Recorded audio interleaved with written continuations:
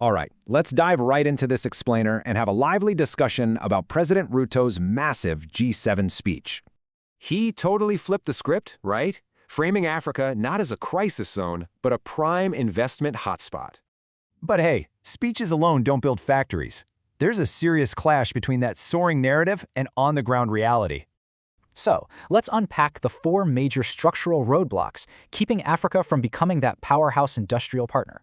First up, money. African pension assets alone hold $455 billion. That completely busts the lack of capital myth. The real culprit? The Africa premium. It's a systemic bias that artificially skyrockets borrowing costs way past actual risk. But African-led solutions are working. Take Africa 50. They literally freed up $100 million just by recycling mature assets. Next is the mineral paradox. Africa sits on 30% of global critical minerals, but still exports mostly unrefined ores. The blueprint for local processing has existed since 2009, but man, continent-wide implementation is just painfully slow right now. Which begs the question, can the G7 even compete while Chinese firms aggressively build those local value addition factories?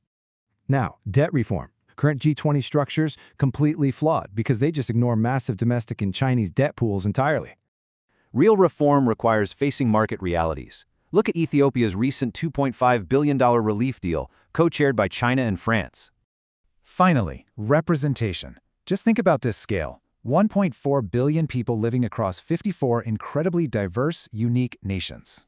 Tossing out a single token invitation to a G7 summit is a ridiculously inadequate way to represent all those voices. That's exactly why the AU demands permanent global representation, ensuring African nations finally get to write their own economic future. To break the cycle, we need these specific African-led steps. It's time to pivot from passive summits to active implementation. Evian opened the door for sure, but here's the ultimate question. Will Africa finally mobilize its own capital?